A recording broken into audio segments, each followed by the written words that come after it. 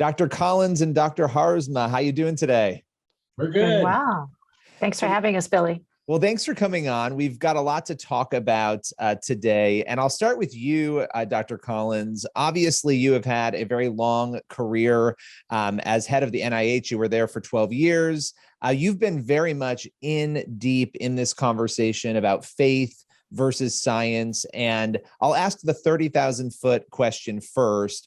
Why do you think there's this sort of ongoing debate, and it seems to really even be intensifying in recent years, this perception that science and faith can't go hand in hand? Well, it's not entirely new. Certainly in the United States, there has been this sense that there might be a conflict between science and faith, and particularly in evangelical churches, and I'm an evangelical Christian. And that was the reason I wrote a book now 15 years ago called The Language of God, aiming to show how, in fact, from the perspective of somebody who spends his professional career as a scientist, but who spends the rest of his time as a Christ-centered believer, that these things are, in fact, not in conflict, but completely harmonious.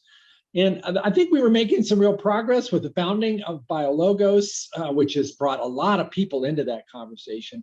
But I think it's fair to say that the tensions that have risen, particularly in the last few years, as we've seen more and more of people separating into sort of tribal groups, that science is perhaps for people of faith seen as more of an atheist kind of approach and therefore not to be trusted.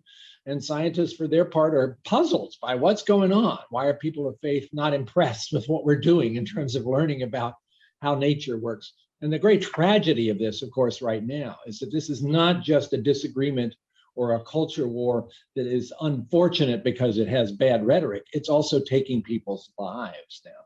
BioLogos aims to try to do everything we can to be in the middle of that, to encourage gracious dialogue. And with this new program, Integrate, to also prepare the next generation to be ready to bring together science and faith in harmonious ways and not be once again affected by this unfortunate sense that there's a conflict when there need not be. Very good. And I want to come back to some of that, but I first want to bring that up. Dr. Harzma, what are you hoping to accomplish? Dr. Collins mentioned this new curriculum that is for, Christian parents and others who want to dive into some of these difficult subject matters and find that connection. What are you guys hoping to accomplish through BioLogos? Oh, we're so excited about this curriculum and all it can accomplish. It comes alongside teachers and parents to equip them to impact the next generation. The next generation, we want to raise up these leaders who are faithful and informed and gracious, which is a difficult combination for anyone, but we want them to be informed about what the science is and to be equipped to consider it biblically and to be faithful and to be gracious. So it models how to have gracious dialogue. Yeah. Well, that's great. And that's what we need. Obviously, Dr. Collins, you just mentioned, these tribal groups that we're in, we should be able to come together and have difficult conversations and disagree and walk away, especially as Christians, not hating one another, right? Being able to model what that looks like. And I know there are some topics, obviously, that BioLogos tackles that are, they're controversial in some circles in terms of disagreement. Everything's controversial nowadays, but, you've got evolution, which is something that people are very passionate about. You have the Ken Hams of the world, and you have lots of other people on the other side of that. Let's say, and this is for you, Dr. Harzma, but let's say there are parents who, they sort of reject evolution as a theory. They struggle with climate change. Is this still a source that they can look to for better understanding? How do you sort of view this for those parents who might find themselves struggling with those issues? That's a great question, Billy. And we thought a lot about that when we were designing the curriculum. So it has been piloted by people who are in that exact situation. They did not agree with the views of BioLogos, but they still wanted to use it with their students, their children, because they liked it, how we handle it. They wanted the students to be exposed to other views and to be equipped not just in what to think, but how to think. How to weigh the pros and cons, to learn about the range of views that Christians hold on controversial issues. We have a position in the curriculum, definitely, but we are also aimed to be very gracious and take seriously the questions and concerns of people who disagree with us and address those head on. So it's there's questions in there like asking the students to go and interview 10 different people that they know and ask them for their view on something. And that might be, their parents, their teachers, their classmates, their neighbors, whatever, and to learn about those different positions and then to go from there in their exploration. Very good. Very good. So, all right, Dr. Collins, I want to come back to something you were talking about. And I know that some of these issues I'm going to reference are not issues you address in the curriculum, but right now with COVID, and I do want to ask you about what that was like for you and what that's been like, because I know there's a lot of complication there, especially on the science and the faith front and the pushback and the disagreement.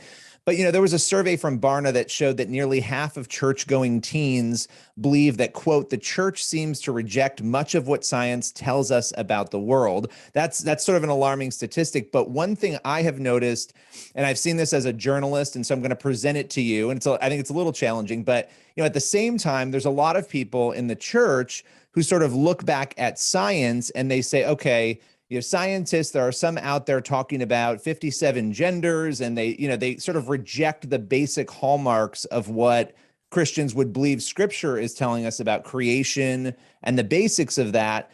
If scientists are saying that, how can I then trust them on things like COVID, on other, very important scientific things we need to trust them on?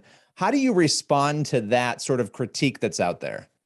Oh, I hear that. And again, I think the best response is to recognize that those are stereotypes that don't really apply to an awful lot of either community. 40% of working scientists believe in a personal God to whom you may pray in expectation of an answer. So that sounds like the kind of belief I have too. That surprises a lot of people in the church who think, oh no, scientists are just all atheists. Actually, very few scientists are really strict atheists. Many of them are agnostics. They just haven't really made up their mind, and the conversation makes them uncomfortable. So one should not assume that the scientists are sort of out there. Unfortunately, the new atheist movement, people like Richard Dawkins, have created this sense that the whole scientific community is basically trying to tear down religion as something that's both a superstition and is probably actually a negative influence on the world, which is utterly unjustified, but it got a lot of attention. BioLogos aims to try to say, no, that's not the case. Look at us. Look at the 2.5 million people that visited our website this past year because they were really interested in how you can both be a rigorous scientist and somebody who adheres to Christ-centered faith. People like Deb and me. There's a lot of us out there, and that might be some reassurance to people that we don't really have to be off in these separate camps, despite the fact that right now, everything is about people being in separate camps, but that can't be our future. Well, and look, you've been in a tough position, obviously, for the last couple of years throughout COVID. What was the most challenging thing for you as a person who you were obviously Dr. Fauci's boss? You're watching this all unfold. You are there at the center of it. And a lot of things were shifting and changing, and there was a lot of critique about that. A lot of that, I'm sure you were hearing about quite a bit. You were dealing with it on the day-to-day, but specifically on the faith front and the science front, as we're talking about those tensions, what was the hardest part for you navigating that? I have to say the hardest part was what happened with the vaccines, which were produced by the scientific effort in remarkable speed and with remarkable safety and efficacy. I will tell you, when I saw that data in November of 2020, when the trials were completed, it was overwhelmingly wonderful. It was answer to prayer. It brought me to tears. And I thought, now we're going to be in a place where we can vanquish this terrible virus. But it didn't happen, partly because of new variants, but in a large part because of people who were simply not interested in getting vaccinated, many of whom were in the church. 30 to 40% of white evangelicals are still resistant to vaccination, despite the fact that more than 100,000 people have died unnecessarily because of rejecting this way that they could have saved their lives. I didn't expect that. That's the hardest part. That's what breaks my heart. That's what is so discouraging about this. We have, thanks to God's grace and the ability to understand how nature works, an answer to all of these prayers of people who were fearful of dying, and yet people are dying anyway because of the way in which this has been turned into a polarized, weaponized argument. It's just not the way it should be. Well, and it seems like, too, obviously, you guys the scientific community was learning about COVID as things were happening, and you have the tension of life changing and the chaos going on that is pressing in on some of those changes. And so people will then say that every single pivot or change was the result of scientists being wrong, or, that part of it is sort of difficult. I don't know if you want to speak to that at all. I do, Billy. That's a really good point. And we probably didn't do a good enough job early on saying, here's the best recommendations we've got from what we know right now, but they might change because we're learning about this virus day after day. And then recommendations did have to change as we learned more. And then the virus changed and we had to change the recommendations again. And people looked at that like, these scientists don't know what they're doing. They're jerking us around. No, we were trying to give the best information at that moment, but I don't think that was explained very well. I've often said, if you went to your stockbroker and asked, well, should I buy this stock or not? And they'd give you an answer today. And then you ask them a month from now, if they gave you the exact same answer, you'd say, this guy's not very good. He's not paying any attention to the market. Well, science is moving like the market is, and you want your recommendations to be the most current for that point. And that is not, I think, the way it was seen by people who expected it just be, okay, give me the straight answer, and then that's going to be it from here on out. Unfortunately, that's not the way a virus behaves. So, okay, pivoting back to BioLogos and the work that you guys are doing, obviously, we've talked a lot here about being able to have conversations in a positive way, being able to say, what, we might agree or disagree on different things. And as Christians, walking away and doing that in a reasonable, rational manner. But I want to ask you both this, and I'll start with you, Dr. Collins, since we're already talking here. But, do you ever worry about your positions maybe being wrong? Like when all is said and done, do you ever think, because you're in a position, both of you, where there's a lot of influence, a lot of power, you're trying to help people on both sides address these issues. Is there ever a concern in your mind that maybe you have some of it wrong and that it could affect people's faith in some way? Absolutely. Absolutely. I worry about that every day. And any scientist who's being honest with themselves will know that the conclusions we reached might turn out to be mistaken and will be disproven a month from now. That's got to be the scientific humility. And it's also got to be the humility of the person. And a person of faith has to have that as well. And I'm afraid it doesn't always come across that way, that scientists somehow seem a little bit elitist, like we know stuff and we're special and you guys are lucky to hear from us. That's not the way it ought to be. We are, in fact, always at risk of getting stuff wrong. And we certainly have done so on a regular basis. And how about for you, Dr. Harsma? How would you answer that question? Yeah, we have to be willing to admit that we're wrong. Otherwise, we can't be in good dialogue with people.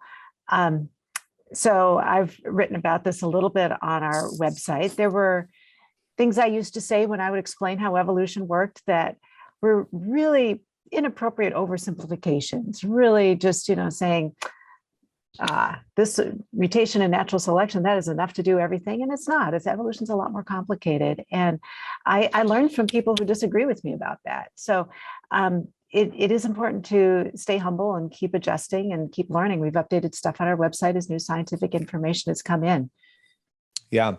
Well, okay. So Dr. Collins, what do you want the legacy of BioLogos to be? You created this organization, and I think those who are watching are getting a sense of who you guys are and where your heart is on this. But when all is said and done and people look back at this and you look at the work you've done, what do you want that to be, that legacy? BioLogos was founded in 2009. It was really hard to find a place where you could see gracious dialogue happening between science and Christian faith. And now there is that. And it is increasingly the place where people go to have that conversation, to learn from each other, not to agree necessarily on everything, but to recognize that principle, that these are God's two books, the book of the words of God and the book of the works of God. And figuring out how they fit together is an opportunity for awe. And we all have had that experience. If BioLogos, as its legacy, is able to, in an ongoing way, to create that opportunity for harmony, especially at a time where it's so hard to find harmony on anything, then that is a legacy that I think the world desperately needs. And maybe this organization can provide more than any other. And again, I got to come back to this integrated curriculum. If we can also contribute then so that the next generation is not so afflicted by this misunderstanding of the irreconcilable conflicts, which is still in the heads of a lot of their elders today, then we have done something really important. I have great hopes for Integrate. Well, listen, thank you so much for your time. I so appreciate it today. Thank you, Well, Billy. thank you so much, Billy. And we encourage everybody to check out biologos.org to learn more about Integrate. And that will be a huge part of our legacy.